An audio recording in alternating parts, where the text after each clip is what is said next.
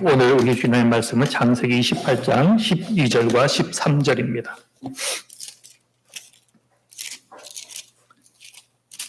창세기 28장 12절과 13절입니다.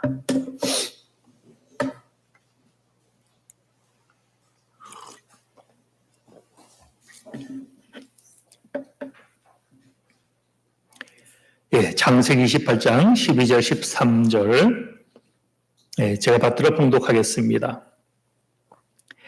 꿈에 본즉 사각다리가 땅 위에 서 있는데 그 꼭대기가 하늘에 닿았고 또 본즉 하나님의 사자들이 그 위에서 오르락 내리락 하고 또 본즉 여호와께서 그 위에 서서 이르시되 나는 여호와니 너의 조부 아브라함의 하나님이요 이삭의 하나님이라. 내가 누워있는 땅을 내가 너와 내 자손에게 주리니. 아멘. 오늘 묵상은 창세기 본문은 아니고요. 다만 오늘 이 본문이 지난주도 말씀했던 것처럼 부름, 세움, 보냄. 우리 15절 읽지 않았지만 15절까지 읽는다면 부름, 세움, 보냄이 창세기에 있습니다. 있고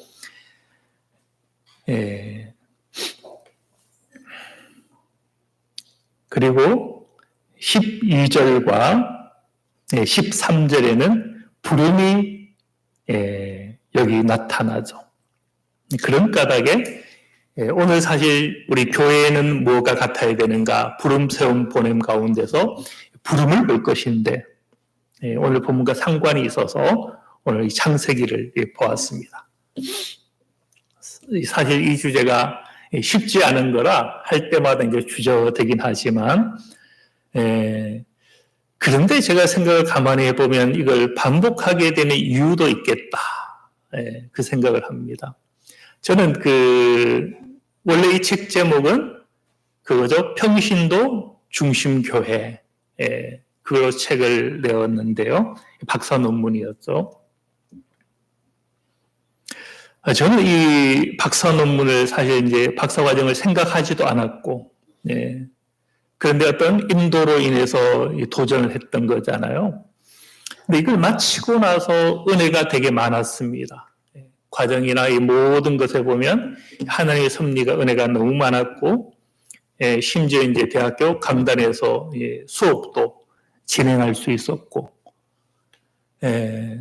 어떻게 보면 이 특임 교수는 하나의 명예죠. 뭐 월급은 거기서 제가 첫 달 이번에 얼마 받은 줄 아세요? 19만 얼마. 그러니까 이게 명예지 이것 가지고 뭐 수입이 된다든지 그렇진 않습니다. 그런데 제가 하고 싶은 얘기는 은혜가 지금까지 너무 많았다라는 거죠. 일단 학생들이 굉장히 도전을 받습니다. 이분들이 이제 곧 목사가 될 것인데 이 과정 가운데 지난번 수업 때도 학생들이 그 얘기를 했고 이번 수업에도 똑같이 반응을 하는데 지금까지 살아온 이 삶의 방향 그리고 목회자가 되겠다고 했는 이 모든 계획과 방향을 내려놓고 새롭게 설계할 수 있는 하나의 전환점이 되었다. 이런 학생들이 많았습니다. 그래서 3년 전 이 수업을 했을 때 신학 강의인데도 불구하고 회개한다라는 학생이 많았어요. 많았고 이번 학생들도 굉장히 열정적으로 들었죠. 특히 알 수 있는 게 수업 평가입니다. 수업 평가를 무려 90점 넘게 강의 평가를 학생들이 해주었거든요.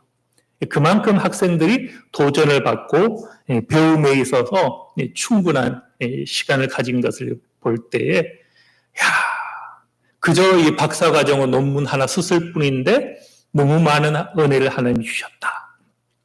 근데 이것이 제 개인의 문제가 아니죠, 사실은. 이 과정을 이렇게 훑어보면 제가 이 박사과정을 그 총장님이 주님의 교회 목사님이었죠. 은퇴하시면서 그분에 의해서 이 과정에 이제 들어설 때에 문제가 있었죠. 하나님의 응답으로 참여하는 건 아니었거든요. 저는 박사에 관심이 없었고, 그래서 사람이 권유해서 한 것인데 과연 이걸 해도 될까 해서, 그러면 하나님께서 표징을 달라, 여기에 들어갈 수 있는 입학금, 등록금을 주시면 제가 그걸 하나님이 허락하는 것으로 알겠습니다 라고 기도를 시작했고, 3일 만에,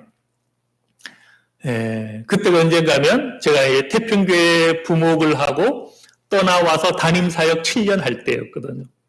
제가 그 교회를 떠나 나오면서 결심했던 것 중에 하나는 제가 4년을 섬겼던 그 성도들에게 연락하지 않겠다라는 겁니다.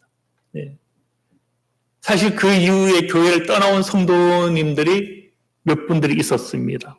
상당히 그 교회에 영향력을 끼쳤던 분들인데, 이 교회를 옮겼잖아요. 그분들이 그 교회를 나왔잖아요. 그러면 제가 전화하면 올 수 있었던 상황이었습니다. 연락을 안 했죠. 안 했더니 나중에 그걸로 이제 시험에 들었다 하더라고요. 그분은 지금까지도 저와 동역하고 있고, 제가 이제 차가 에어컨이 고장이 나면 거기 가서 이제 수리를 받습니다. 공짜로. 그 정도 지금도 동역하고 있고, 최근에도 크게 이제 도움을 받은 적이 있는데, 원래도. 하여튼, 7년을 연락을 안 했는데, 기도한 지 딱 3일 만에 연락이 온 거예요. 연락이 와서, 자기 아들 외과 의사인데 11조를 보내겠다. 그래서 이제 등록금은 해결됐죠. 더 좋은 것은 그때가 언제입니까? 약 7년 전쯤 됩니다. 7년 전인가 8년 전. 아직까지 그 11조가 우리 교회에 들어오고 있다는 거. 그러니 저는 이 박사 과정을 전혀 생각지도 않았고 계획하지도 않았는데 하나님의 인도 가운데 하나씩 하게 되었고, 글을 쓰게 된 과정, 모든 것에 보면 은혜가 많았죠. 이걸 사실 간증으로 하면 이 시간 이걸로만 다 할 수 있는데, 그럴 수 없겠죠. 넘어가겠습니다. 하여튼 하나님의 크신 은혜가 계속해서 일어나고 있고, 신학교도 두 신학교에서 이걸 가지고 강의를 하게 되었다는 것을 봅니다.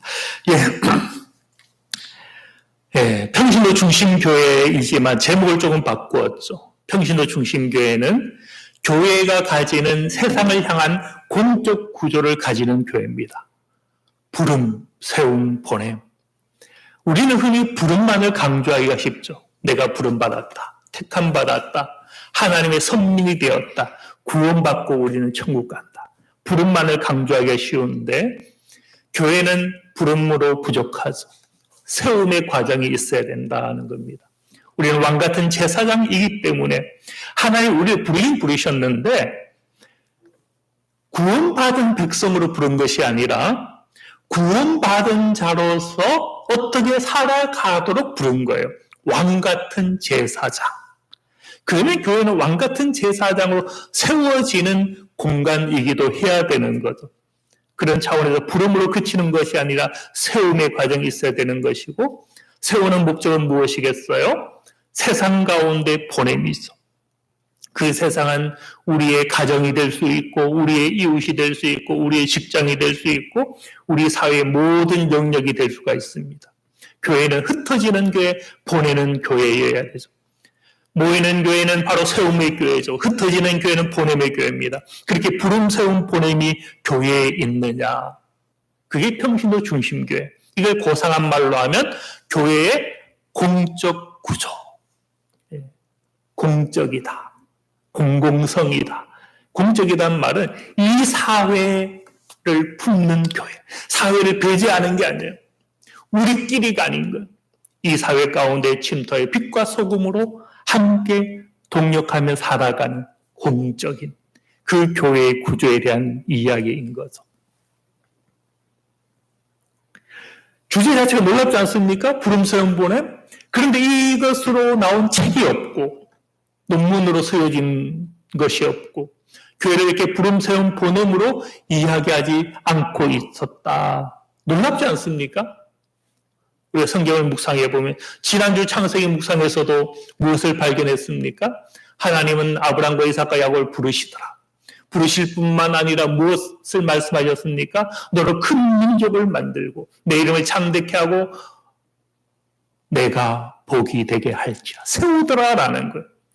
세우심으로 끝났습니까? 너로 말미암아 천하 만민이 복을 받으리라. 천하 만민을 향하여 파송하는 보냄이 있잖아요. 성경이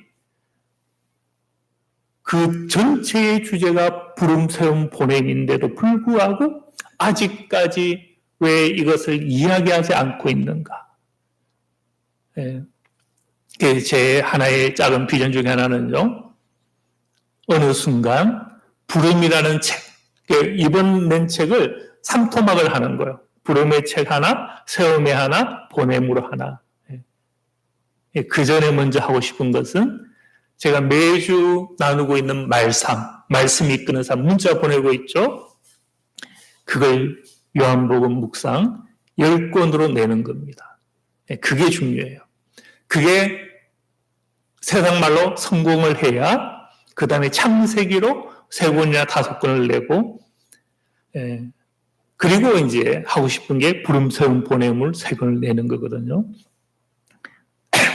그런 의미에서 저도 이미 나이가 있지만 아직 하나님께서 큰 의미에서 1막은 살게 있지만 후반전은 남겨두셨다라고 생각을 합니다.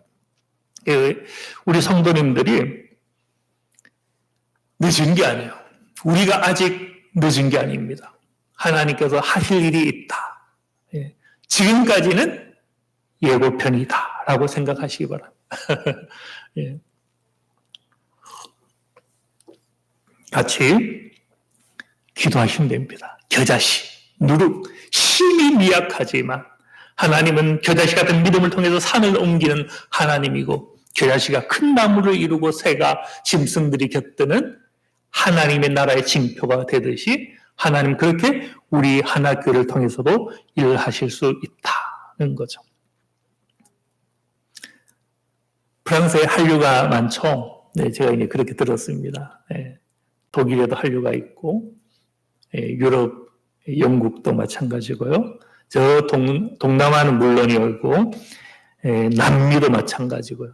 제 모임 가운데 남미 선교사님이 있는데 한류가 엄청나다는 거예요. 남미에. 폭삭 속았수다. 단체로 보고 그 모임을 가지고 뭐 케이팝 뭐 이런 거 등등등 해서요. 하나가 나와서 하나가. K 문화도 있고 K 음식도 있고 K 뷰티도 있고 K 팝도 있고 다 있는데 하나가 나왔습니다. K 복음이라 해야 될까요? 그러려면 교회가 지금 살아나야 되잖아요. 지금 교회는 사사화의 위기에 빠져 있죠. 공적인 응답으로부터 이 교회는 소외되어 있는, 그것은 교회가 맛을 잃은 소금이 되어서 그 역할을 상실한 우리의 위기 때문에 발생한 것이죠. 오늘 오후 예배가 없어서 조금 약간 길게 할 수 있다라는 거. 지금 교회는 큰 위기에 있습니다. 이 위기에 응답하기 위하여 쓴 것이 이 주제였죠. 평신도 중심교회.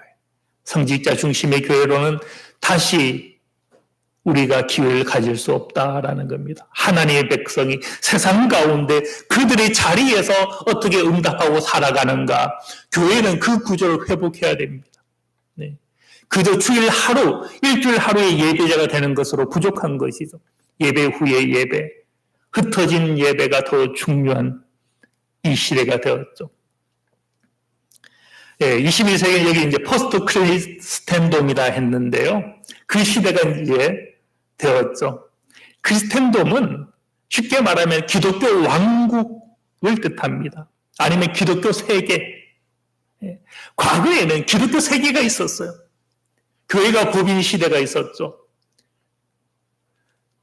옛날에는 교황이 교회뿐만 통치한 것이 아니었습니다. 우남상타. 2개의 검을 가지고 세계도 통치하던 시대가 있었죠. 기독교 왕국이 있었다.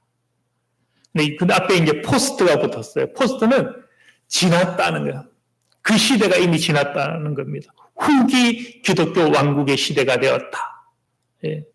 그런 까닭에 옛날 전통의 방식대로 선교하고 그 안에서 교회가 있으면 사사화, 맛을 잃은 소금처럼 될 수밖에 없다는 것. 우리끼리 세상을 등지고 세상은 점점점 교회를 이야기하지 않는, 사실 이미 데이터로 우리도 나타나고 있죠.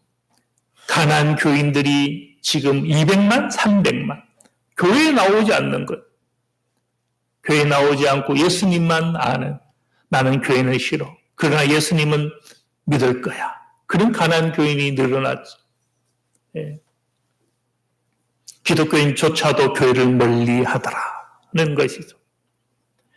그러니 이와 같은 교회의 공적 구조, 세상을 섬기고 세상과 함께하는 교회가 목표하는 것이 무엇인가? 세상에 바로 그리스도를 보여주는, 여기는 이제 신학적인 발표를 제가 할 거기 때문에 어려운 표현을 쓰긴 썼지만 현존, 세상 가운데 그리스도를 나타내고 보여주는. 여러분이 세상에 살아갈 때 여러분을 통해서 세상은 무엇을 발견해야 된다는 겁니까? 그리스도의 모습, 향기를 발견해야 되는 거예요. 성경에 그런 예가 있습니까? 없습니까? 에녹 있잖아요, 에녹을 어떻게 기록했어요? 에녹이 어떻게 했다? 하나님과 동행하더라. 생각해 보세요. 그러면 사람들이 에녹 옆에 하나님을 본 겁니까? 하나님 보면 죽어요. 사람들은 하나님을 본 적이 없습니다. 그런데 어떻게 에녹이 하나님과 동행했다라고 이야기할 수 있습니까? 에녹을 볼 때 그 에녹이 영적인 후광이 있더라. 그리스도를 나타내는 삶이 그에게 있더라. 그런 세상에 그리스도의 현존을 보여주는 자였죠. 또 하나님의 나라의 선치. 하나님의 나라가 죽어서 가는 그 나라인 줄 알았더니 예수님의 섬김을 통해서 그 나라가 도래하고 있더라. 똑같아요. 우리가 누구를 용서합니까? 우리가 누구를 섬기고 사랑합니까? 그때 하나님의 나라는 우리를 통해서 이 땅에 이루어지고 있는 거예요. 주님께서 기도를 알려주셨잖아요. 어떻게? 나라가 임하옵시오며. 그 나라는 무슨 나라입니까? 하나님의 나라죠. 하나님의 나라. 하나님의 나라를 향하여 가게 하옵소서라는 기도가 아닌 거예요. 천국 가게 해달라는 게 주기도문이 아닙니다. 그 나라가 여기에 임하옵시오며 아버지 뜻이 하늘에서 이룬 것처럼 땅에서 이루어지이다. 하나님의 나라가 이 땅에서 성취되고 경험되는 것, 그것이 어떻게 가능하겠는가? 보냄의 교회를 지향하는 공적 구조를 가질 때 가능하다. 그래서 이런 목표로 부름, 세움, 보냄, 이 3차원적 구조를 책에서 썼고 우리 교회도 기대하는 것이고 오늘 나눌 주제이기도 하고, 그 중에 오늘 보고자 하는 것은 부름 이 부분이다라는 거죠. 다음 주는 난예배 세움에 대해서 할 것이고 오후 예배 때 보냄에 대해서 하겠습니다. 그리고 이제 아신신앙연구소 가서 둘째 날 제가 이것을 가지고 발제, 강의를 하게 됩니다. 그래서 목적은 이겁니다. 사사화의 위기에 빠진 한국교회 앞에 교회의 공공성을 회복하는 길을 제시하는 것. 다만 다시 옛날 기독교 왕국처럼 지배하는 교회가 되지는 않는 것. 한번 보세요.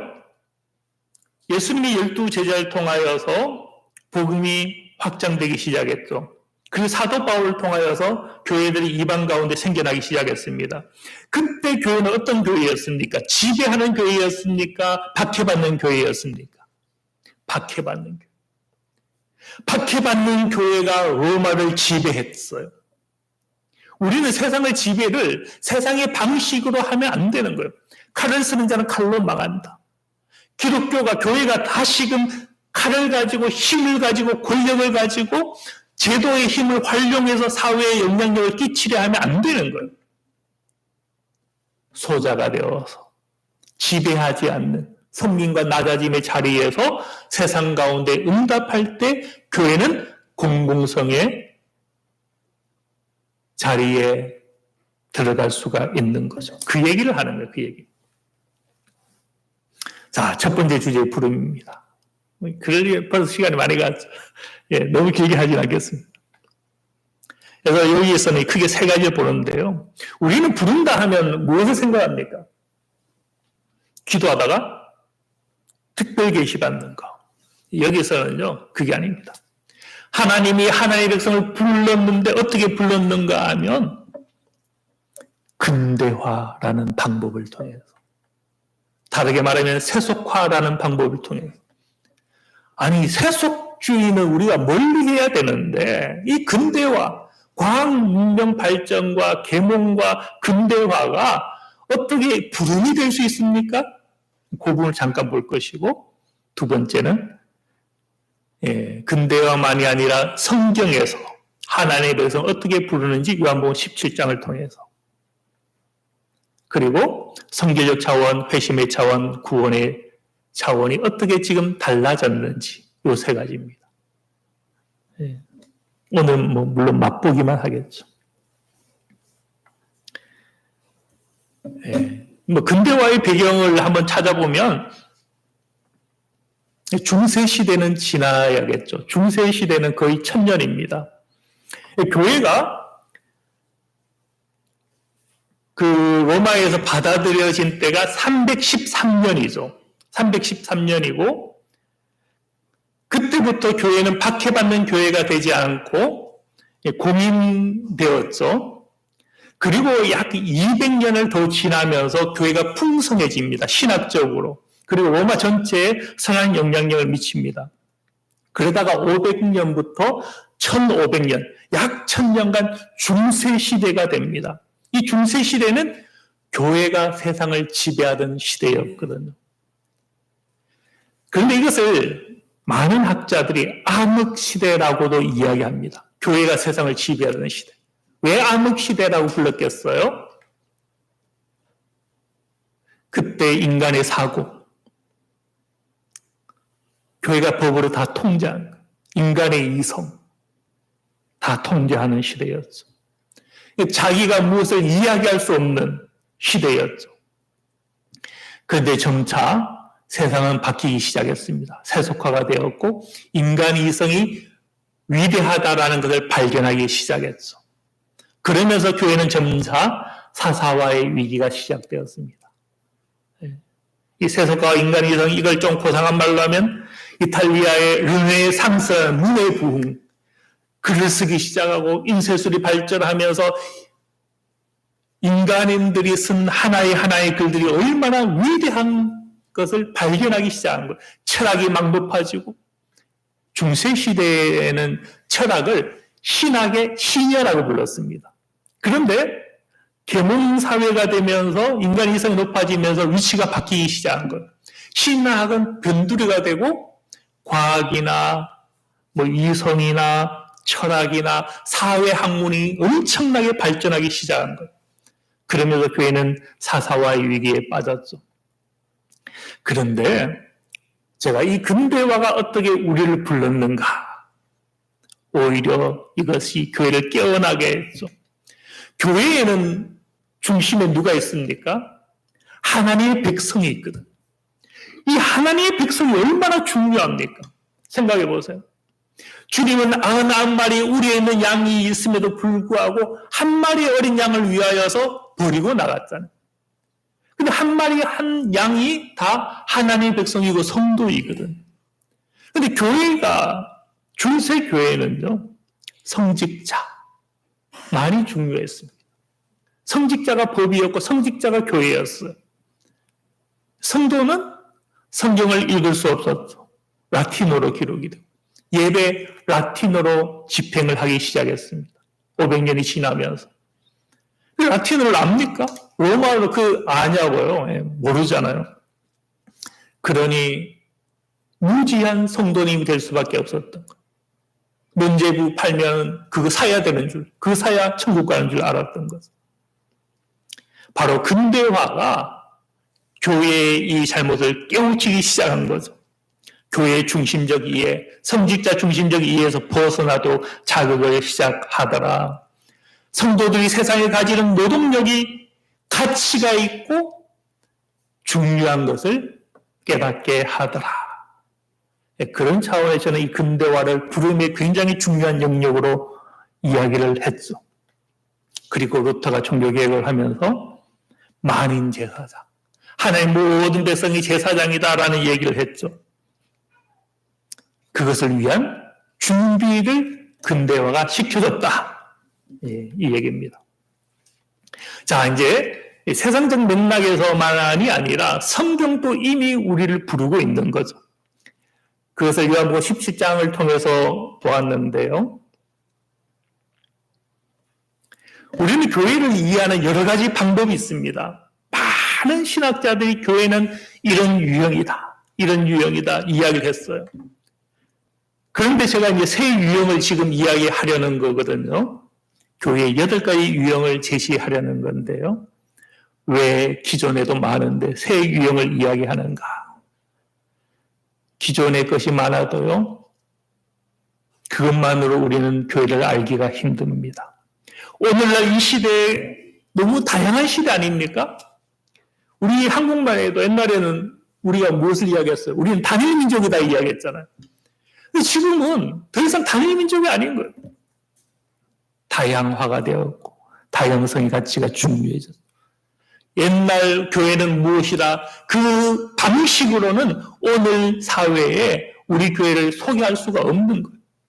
그래서 새로운 유형을 저는 제시하고자 했고, 3가지 관점에서 지금 이야기하는 교회의 8유형은 다 교회에 대한 이야기이면서 교회의 중심에 있는 하나님의 백성 성도에 대한 자기 이해이기도 하다. 그래서 제가 지금 8이해를 빨리 볼 건데, 이 8이해가 나에 대한 이해이다라는 것을 확인하셔야 됩니다. 2번째는 그 모든 이해가 세상과 교회의 관계 안에서 이해하는 이해다. 우리는 자꾸 교회를 세상과 자꾸 등지는 이해를 하지만 아니다는 거예요. 3번째, 철저하게 성경 안에서만 찾는다. 요한복음 17장 전체. 요한복음 17장에서 찾고자 하는 몇 구절 빼서 하는 것이 아니라 전체의 구절에서 8유형을 보겠다라는 거죠. 첫 번째. 첫 번째는 좀 구절이 많죠. 1절에 13절. 요한복음 17장은 예수님의 별명이 있습니다. 대제사장 기도라고 합니다. 17장은 기도문입니다. 기도문. 사건이 등장하지 않아요. 기도문인데 어떤 기도인가 하면 대제사장이 어떤 역할을 하죠? 하나님과 세상을 연결하는 역할이 제사장이잖아요.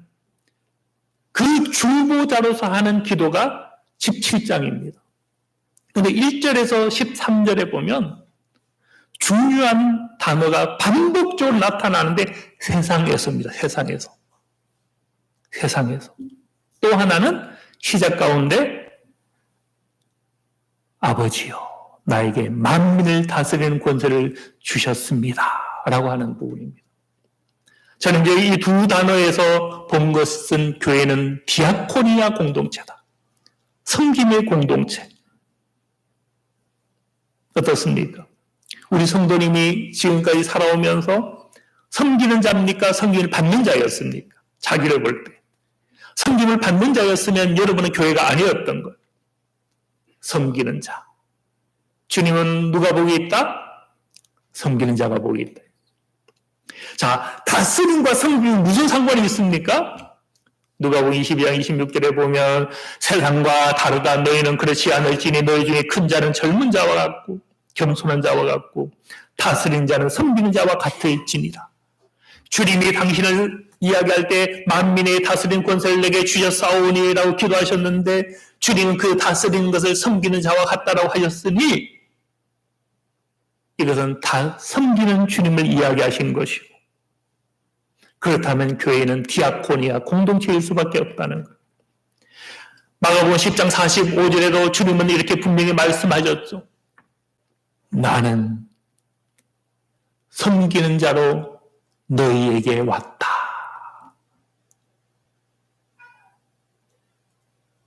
주님은 구유에 자기를 넣어주기 위하여서 짐승의 구유도 마다하지 않고 가장 낮은 곳까지 내려오신 그 주님. 그것은 우리의 섬김의 주님을 보여주는 것이고, 교회가 주님의 몸이라면 교회는 섬김의 교회일 수밖에 없는 것. 빌립보서 2장 7절에는 주님을 무엇으로? 종의 형체까지 낮아지신 그리스도로 소개하고 있다. 그러면 우리는 종이어야 되는 것. 어떻습니까? 종이긴 싫습니까? 누굴 위해 조금 군림하고 높아지고 스승처럼 대접받기를 원합니까? 그 사람은 세상이, 교회는 아닙니다. 교회는 디아코니아일 수밖에 없는. 자, 그리고 한 표현이 세상에서는 무엇을 뜻합니까? 하늘 영광의 보좌를 내려두고 세상 가운데 낮아지신 그리스도 성육신 섬김을 의미하는 표현 단어가 세상에서요. 그런 까닭에 교회는 무엇일 수밖에 없다? 그리스도를 닮는 자이기 때문에 교회는 섬김의 공동체일 수밖에 없다. 이제부터 우리 성도님은 분명히 이걸 아셔야 됩니다. 나는 섬기는 자로 여기 있다. 자꾸 누가 알아주길 기대하지도 마세요. 내가 섬기고 있고 잊혀져도 괜찮아. 종은 그런 거야. 네. 누가 알아주지 않아도 내가 섬겼다는 그 사실만 있으면 보상을 받은 거예요. 물론 하늘의 보상이 되겠지만 더 중요한 것은 주님을 닮아가는 것이고 주님께서 우리를 보내신 목적을 이루고 살아가니 그것이 보상이죠. 주님께서 우리를 보내셨는데 그것을 잊고 살아가면 탕자잖아요. 내가 탕자가 아니면 그게 보상인 거예요. 섬기는 자입니까? 네. 두 번째. 이러다가 언제 끝날까 걱정이. 네. 제가 시계 보고 도저히 안 되면 중간에 끊겠습니다. 두 번째, 소자. 자, 14절인데요. 세상이 그를 미워하여 싸우니 주님은 교회를 이렇게 표현했어요. 당신의 백성을 이렇게 표현했습니다. 세상이 미워하였다. 박해 공동체. 소자 공동체와 박해 공동체는 같은 표현입니다. 우리는 소자가 싫죠. 소장파가 되길 원합니까? 소장파 반대편이 뭐죠? 하여튼 주류, 대장파 좀 이상한 편인 것 같고, 예. 우리는 이왕이면 주류가 되길 원하잖아요. 그런데요. 성경에서 한해 백성은 주류가 아니었습니다. 주님께서 이 땅에 오셨는데 누구와 함께 했어요? 주류층이었습니까? 대사장 그룹에 있었나요? 주님께서 3년의 공생을 하셨는데 그리고 이 땅에 33년을 성육신 하셨는데 어디 사셨어요? 갈릴리였습니까? 유대 예루살렘이었습니까? 성경을 읽어보면 복음서를 읽어보면 예루살렘에 가신 때는 6월절 명절이 아니고는 안 가셨어요. 초막절. 명절에만 1년에 한 번씩 두 번씩 내려가셨고 주님의 전 삶은 나사렛 예수, 갈릴리였다. 소자였다. 주변이었다. 제자들도 다 소자였어. 주님은 구약을 한마디로 이렇게 이야기했습니다. 아벨의 피로부터 사가랴의 피까지. 아벨이 누굽니까? 가인에 의해서 죽었던 자이죠. 사가랴 마찬가지죠. 교회의 박해로 인해 사가랴. 예. 아사왕이었던가요? 예. 우시아였던가? 예. 그 박해로 죽었던 선지자죠. 주님은 구약을 한마디로 피에서 피, 박해받는 당신의 백성으로 평가를 하셨죠. 팔복 공동체. 주님의 교훈을 보세요. 주류에 대한 말씀입니까? 부자가 천국에 들어가는 것은 낙타가 약대의 바늘 들어가는 것과 같다. 그것보다 더 어렵다라고 말씀하셨죠. 소자 공동체. 가난한 자가 천국을 차지한다. 애통하는 자. 마음이 상한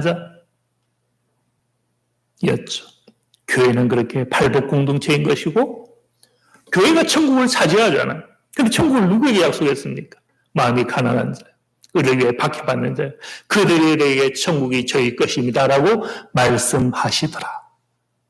여러분이 자꾸 주류가 되려 합니까? 교회가 아닌 거예요, 그 순간. 교회는요, 자신을 소자로 하는 데 있습니다. 언제 나을까, 걱정. 의식과 공동체. 15절에 보면 주님께서 이렇게 기도했죠. 데려가기 위함이 아니요. 세상의 교회는 있지만, 있죠? 세상으로부터 벗어나서 안 된다. 데려가기 위함이 아니다. 그런데 문제는 이것이죠. 교회가 세상에 있으면 무엇할 가능성이 있습니까? 물들 가능성이 있죠. 세상에 있으면서 세상에 빠져들지 않으려면 교회는 깨어 있어야 되죠. 그런 까닭에 교회는 세 번째 의식화 공동체이다. 깨어 있다라는 것은 이런 의미입니다. 부름이 있었어도 깨어 있다. 나도 부름 받았다. 세움. 하나님이 저 사람을 세웠구나가 아닌 것. 하나님이 나도 세웠다. 하나님이 저 사람을 보내는구나. 선교사로 필리핀에 보내고 칠레로 보내고. 아니다. 하나님은 나도 보내신다. 부름, 세움, 보냄의 주체가 되는 것이 의식화 공동체입니다. 우리는 이것을 알아야 됩니다. 하나님이 목회자를 부르셨습니까? 아니다라고 말씀할 수 있어야 되는 거예요. 하나님은 나도 부르셨다. 은혜의 중심 최고의 시점에 하나님이 나도 만나주시고 부르셨다. 깨어있는 그런 까닭 교회는 의식과 공동체죠. 이때 의식과 공동체의 목회자의 역할은 무엇입니까? 은행 접근 방식으로 우리 성도님들에게 차곡차곡 어떤 지식을 쌓아주는 역할을 하는 것이 아니다. 여러분, 이 설교 시간이 우리 성도님이 주입식을 받아들이는 시간이 아닙니다. 하나님의 말씀은 살아있는 말씀.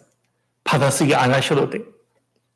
하나님의 성령은 그렇게 역사하지 않습니다. 보고 듣고 깨달아 아는.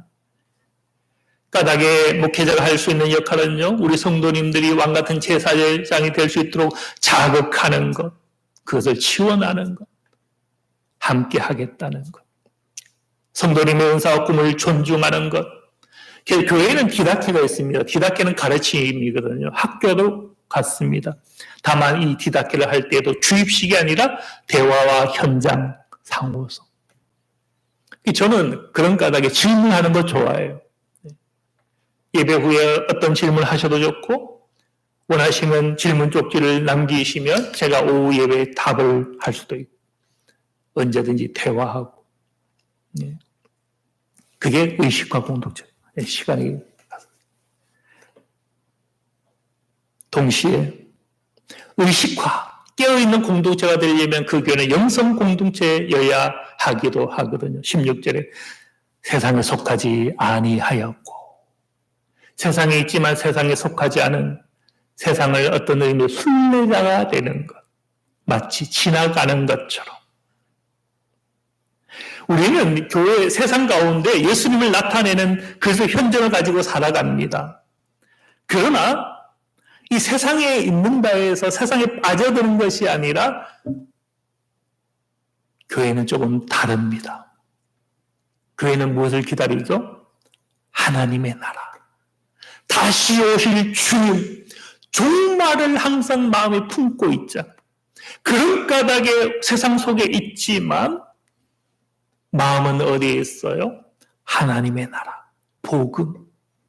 그게 우리한테 있는 거죠. 세상에 있는다는 의미에서 우리는 사랑하는 공동체이기도 하지만 세상 것들은 사랑하지 아니하고 내려놓는 복이 자기 부인도 같이 있는 것. 두 가지가 같이 있어요. 섬기고 사랑하고 용서하는 그것도 필요하고, 속함의 행위도 필요하고, 벗어남의 행위, 복이. 여러분, 돈을 보면 욕심이 납니까? 남이 좋은 것 가지면 다 소유하고 싶습니까? 영성 공동체는요, 우리는 항상 종말을 생각하는, 주님 오신 날로 생각하는 사람이거든. 그건 내려놓을 수 있어야 되죠. 그래서 주님께서 무엇이라고 말씀하셨어요? 자기를 부인하고 나를 따르지 않는 자는 나와 상관이 없다. 세상에 있지만 세상 가운데 자유하는 자, 영성 공동체이다.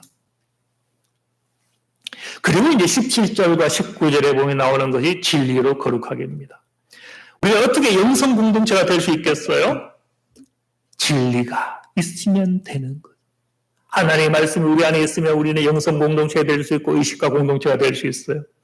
그런데 이 17절과 19절에 놀라운 것은 이것이 17절에도 반복되고 19절에 반복이 되었는데 진리와 같이 등장하는 단어가 있습니다. 거룩하게. 거룩이 뭐죠? 거룩? 구별되었다. 구별된 것은요, 비슷한 겁니까? 다른 겁니까? 낯선 거예요, 낯선 거. 진리의 말씀은 낯설어야 됩니다. 제가 매주 선포하죠. 그 메시지가 익숙하면 문제가 있는 거예요.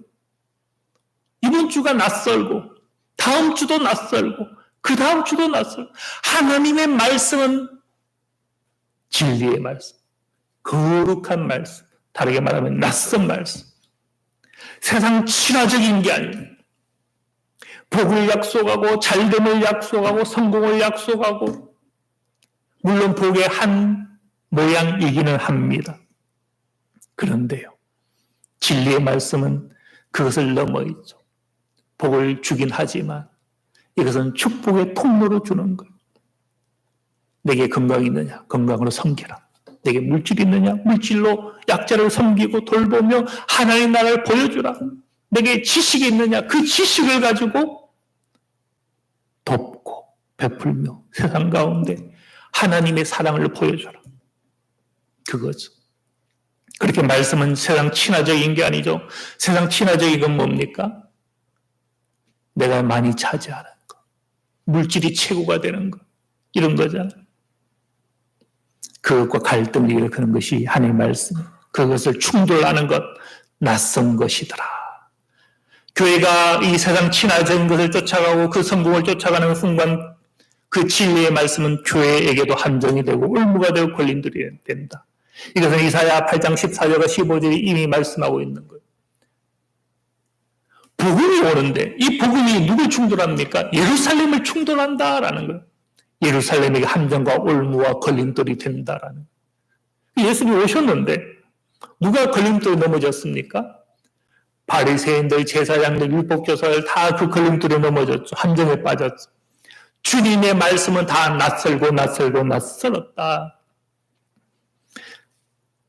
그런 까닭이에요. 쉬운 아멘이 일어나기가 힘듭니다. 우리가 복음서를 읽든지 시편을 읽든지 성경을 읽을 때 아멘, 쉬운 아멘이 나오기가 쉽지가 않습니다. 낯선데. 나를 충돌하는 말씀인데 이 말씀 가운데 내가 깨어지지 않고 아멘이 나올 수 있겠어요? 그렇게 교회는 진리의 낯섦에 통치되고 그 낯섦으로 세상과 마주하는 예언자적 공동체다. 시간상 제가 그냥 8가지만 이야기하고 마칠게요. 6번째 보낸 공동체. 설명할 필요 없죠? 교회는 보내어져야 된다. 18절 세상에 보내었고 into the world. 제가 여기 영어 표기를 NIV를 통해서 옥스퍼드 성경을 통해서 하고 있는데요. 여기 보면 월드가 계속 나오죠. 이 세상과 상관한 메시지수다. 보냄 공동체여야 된다. 시간상 설명하죠. 7번째. 보내면 무엇합니까? 증언하죠. 증언. 20절. 그들의 말로 말미암아. 교회는 증언하는 공동체다. 말로만 증언하는 게 아닙니다. 말은 무엇이 됩니까? 삶이 되고 행위가 되죠. 그래서 증언은 헬라어 발음을 하면 마르티리아 아니면 마르티스가 됩니다. 네. 근데 여기서 나온 게 순교자라는 마더라는 말이 왔어요. 네. 순교는 삶의 결과잖아요. 말은 무엇이 된다? 삶이 된다. 행위가 된다. 말과 행위. 우리는 증거를 두 가지 가져야 됩니다. 말로만 증언할 수가 없죠. 우리 삶을 통해서 하는 것이고요. 예. 그래서 이 밑에 설명하지 않겠습니다. 네. 마지막, 교회는 일치 공동체다. 그래서 이 10편이 아니고 요한복음 17장이 26절로 그치는데 마지막 21절에서 26절은 반복되는 것이 하나가 되옵니다. 교회는 하나가 되는 일치 공동체다. 21절에 보면 아버지께서 내 안에 내가 아버지 안에 있는 것 같이 그들도 다 하나가 되어 우리 안에 있게 하사 세상으로 아버지께 나를 보내신 것을 믿게 하옵소서. 한번 보세요. 아버지께서 내 안에 내가 아버지 안에는 삼위 하나님의 일치를 보여줍니다. 그리고 있는 것 같이 그들도 다 하나가 되어 교회의 일치죠. 근데 교회의 일치는 다시 우리 안에 있게 하사 교회끼리의 일치도 아니에요. 교회는 다시 삼위 하나님의 사귐 가운데 들어가는 일치여야 되고 여기서 끝나면 안 됩니다. 세상으로 아버지께서 나를 보내신 것을 믿게 하옵소서. 주님은 끝까지 무엇을 놓치지 않습니까? 세상이네, 세상. 우리 왜 자꾸 세상을 놓칩니까? 왜 세상을 자꾸 분리합니까? 세상까지, 세상의 일치까지 우리는 이야기해야 되는 교회는 그렇게 8 공동체다. 더 이상 하면 안 될 것 같아요. 예. 이게 이제 신학적인 이야기인데 어차피 오늘 하지 않으려 했고 발표할 때 해야 되고 그렇게 이제 마지막 정리한 건데요. 한번 읽고 마칠까요? 교회는 세상에서 한 백성의 디아코니아 공동체이며 그 낯선 섬김 때문에 미움을 받는 소자 공동체이며 그럼에도 불구하고 벗어남이나 빠져들미 아닌 의식화 공동체이며 그렇게 깨어있어서 세상 가운데 속함이 아닌 영성 공동체이다. 영성 공동체라 해서 그저 지나가기만 하는 것이 아닌 진리의 말씀으로 구별된 진리 공동체이며 그 진리로서 세상에 보내어진 보냄 공동체이다. 그 보냄의 자리에서 그들의 말로 말미암은 증거 공동체이며 세상과 증거를 통해서 모두가 하나됨을 꿈꾸는 일치 공동체이다. 이렇게 해서 교회를 8 공동체로 소개하고 있습니다. 숙제. 자, 이 8 공동체에서 자기와 가까운 것이 몇 개 정도가 됩니까? 많아야 됩니다. 몇 가지밖에 안 되면 아직 교회가 되지 못한 희미한 교회. 8가지 형상이 다 새겨지는 은혜가 있으시기 바랍니다. 예, 우리 이제 부름을 보았는데요. 하나는 세상 맥락 가운데서, 하나는 요한복음 17장을 통해서 우리는 무엇과 같아야 되는가. 예, 부름을 보았습니다. 다음 주는 세움을 보겠고, 예, 그리고 보냄을 확인하겠습니다. 우리 성도님은 우리 교회가 이 부름 세움 보냄이 조화가 되고 결국 지금까지 우리 삶은 예고편이었다. 하나님의 본편을 위하여서. 예. 실감이 안 나죠? 본편이 있다니까요. 예. 하나님이 분명히 하실 수 있다. 겨자씨와 같아도 상관이 없고 무릇과 같아도 상관이 없다. 하나님은 겨자씨를 통해서 산을 옮기더라. 우리가 기도하고 품고 사랑하고 섬기면 됩니다. 예. 그런 우리 교회가 될 수 있도록 함께 기도하길 원합니다. 기도합니다. 하나님 아버지, 우리를 불러주시되 저 아브람처럼 이삭처럼 야곱처럼 불러주시고 또 우리를 그들이 약속하셨던 것처럼 세워주시고 복이 되게 하여 주시고 또한 그런 우리를 통하여 땅끝까지 세상 만민이 천하 만민이 복의 자리로 초대되는 우리를 축복의 통로로 보내시는 주님을 찬양합니다. 이 부름 가운데 우리가 응답하게 하여 주셔서 내가 여기 있나이다 나를 보내소서라고 응답할 수 있는 우리 모두가 되게 하여 주시옵소서. 모든 것 감사드리며 예수 그리스도의 이름으로 기도드립니다. 아멘.